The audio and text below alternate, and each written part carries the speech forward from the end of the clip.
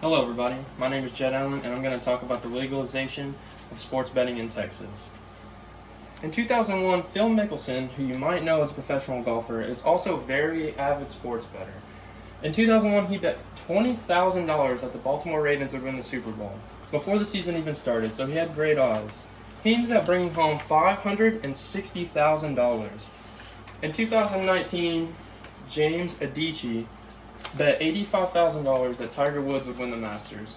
He ended up bringing home $1.2 million. It was his first sports bet ever. Taylor Pelosha bet on 15 NFL games in a row. That's one full weekend of NFL football. She predicted every game perfectly. She turned $5 into $105,000. Sounds interesting, right? Well, right now that's actually legal in Texas. And right now I'm here to try to convince you that if it was legalized, it would not be harmful to society. And I am qualified to talk about this because I have done extensive research. Okay. Last week I pointed out that my biggest con was that people think it's morally unacceptable. Well, I'm just going to confront that right now. I mean, you can't really say that it's morally unacceptable if there's already a Texas lottery and people play the lottery. We've probably all played scratch-off tickets. I know I have. And I don't think that makes me a bad person. I mean, if you earn your money, I think you can do whatever you want with it, and that's my personal opinion. And let me read you this quote. A blog posted to Newswatch TV. It is a game of skill. With the right knowledge and expertise, you can gain an advantage over other players, similar to poker. We're not saying it's not a form of gambling, it's just the fact that you can get ahead of others, making it a more skill-based game. So we already have this lottery happening in Texas. But you could actually get better at sports betting than just betting the lottery, which is based all off of chances. And that's what I wanted to point out, is that we can't say it's unacceptable if there's already a lottery. And not only that, you could actually get better at sports betting than just playing the lottery. Okay. Let's talk about how society can, benefit from this with more jobs.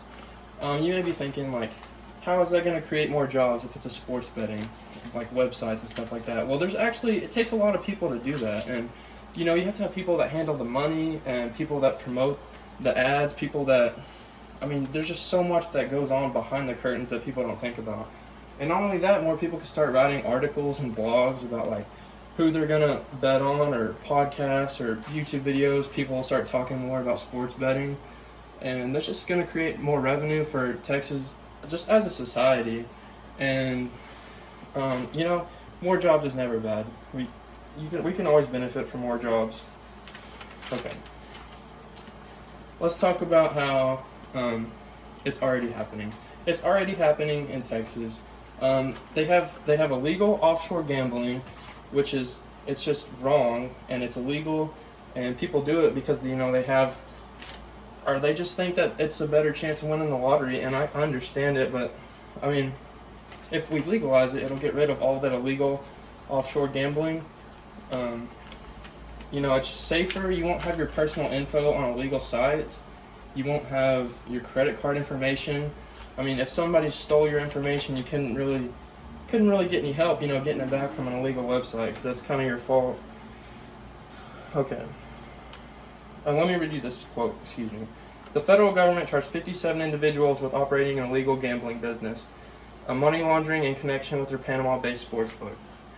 If you're arresting 57 people, think about how many people were playing on that website. That's a lot of people. And I know that's not just Texas, but some of those people were from Texas that were playing on that website. So if we get a good legal system going, it'll just be safer for all of society. Okay, and let's talk about how just the normal population who may not be into sports betting could benefit from this. Okay, so if it's legal, it'll actually be taxable revenue. So, that taxable money can be spent on anything tax related that, Texas could buy, I don't even know, I can't even think of an example because there's so many of them.